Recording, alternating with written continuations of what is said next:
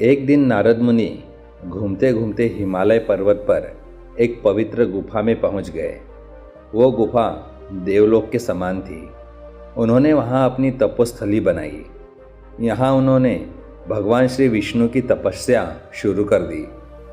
जब इस बात का पता देवराज इंद्र को चला तो वो चिंतित हो गए। उन्हें लगा कि कहीं उनसे उनका इंद्रलोक का सिंहासन छीन न जाए। ऐसे में देवराज इंद्र ने उनकी तपस्या भंग करने की सोची।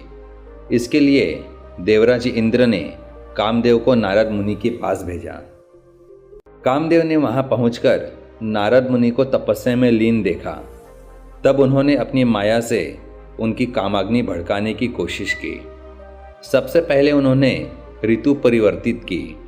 उन्होंने बसंत ऋतु उत्पन्न की और उसके होते ही पेड़ पौधे रंग बिरंगे पुष्प से आच्छादित होने लगे।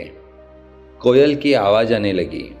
कामदेव ने नारद मुनि के पास अप्सराएं भी भेजीं, लेकिन नारद मुनि की तपस्या में कोई विघ्न नहीं पड़ा।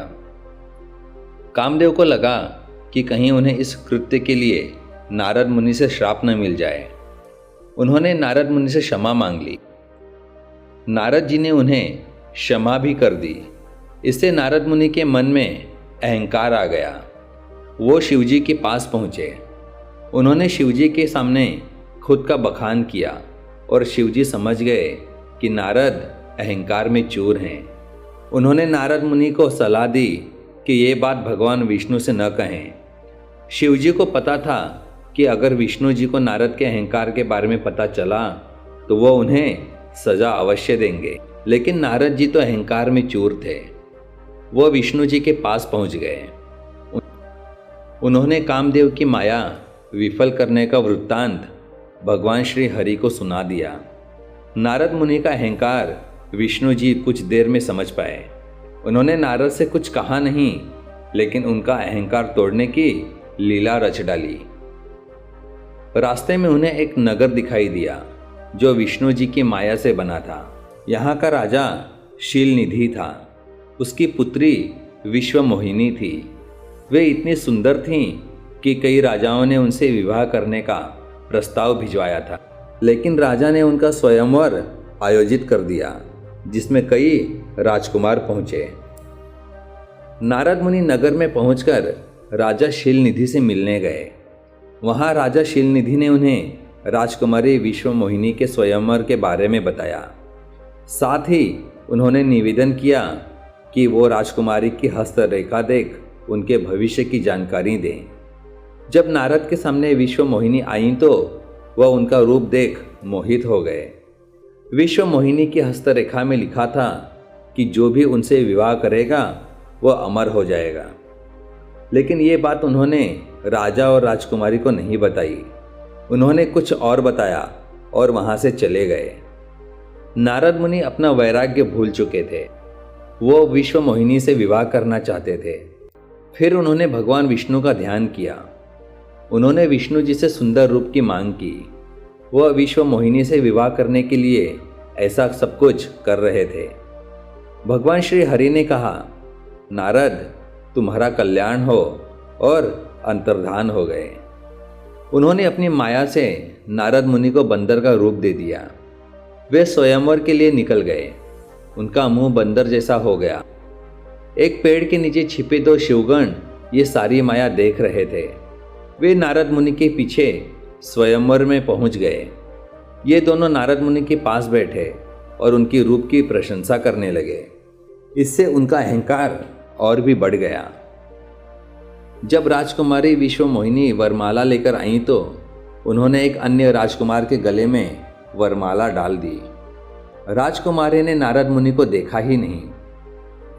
वो राजकुमार और कोई नहीं बल्कि भगवान विष्णु ही थे। ये देखकर देवर्षि नारद के मन में क्रोध और ईर्ष्या का भाव जाग उठा। इस दौरान शिवगण भी उनका परिहास करने लगे। उन्होंने कहा, ऐसे मुंह को कोई दासी भी न देखे। जरा जल में अपना मुख तो देखो। नारद मुनि ने जब अपना मुख देखा तो उन्हें बहुत गुस्सा आया। उन्होंने शिवगणों को राक्षस बनने का श्राप दिया और भगवान श्री हरि से मिलने निकल पड़े। तब तक उनका मुंह भी सामान्य हो चुका था। रास्ते में उन्हें भगवान श्री हरि मिले। उनके साथ माता लक्ष्मी और विश्व मोहिनी भी थीं। यह देख नारद मुनि विष्णु जी की माया समझ गए। नारद मुनि का क्रोध इतना बढ़ गया था कि वे विष्णु जी को न जाने क्या क्या कहने लगे। नारद मुनि ने कहा कि उन्होंने उनके साथ छल किया है, इसका परिणाम उन्हें भुगतना पड़ेगा। आपने मनुष्य रूप धारण कर विश्व मोहिनी को प्राप्त किया है। ऐसे में मैं आपको श्राप देता हूँ कि आप मनुष्य योनि में जन्म लेंगे और स्त्री वियोग से गुजरेंगे। आपने मुझे वानर बनाया है, इसीलिए आपको वानरों की ही मदद लेनी होगी। भगवान श्री हरि ने नारद मुनि के श्राप को स्वीकार किया और अपनी माया के प्रभाव से नारद मुनि को मुक्त किया। मुक्त होने के बाद नारद मुनि को पछतावा हुआ, लेकिन वो श्राप वापस नहीं ले सकते थे। इसके बाद देवर्षि नारद शिवगण के पास पहुँचे और उनसे क्षमा मांगी। तब नारद मुनि ने कहा, मेरा श्राप वापस तो नहीं हो सकता, लेकिन तुम रावण और कुंभकर्ण के रूप में जन्म लोगे और पूरे विश्व पर अपने बल से विजय प्राप्त करोगे। तुम दोनों को मोक्ष की प्राप्ति भगवान श्री रामचंद्र के हाथों मृत्यु प्राप्त करके होगी। इनके श्राप के कारण ही विष्णु जी को श्री राम के रूप में जन्म लेकर सीता माता का वियोग सहना पड़ा।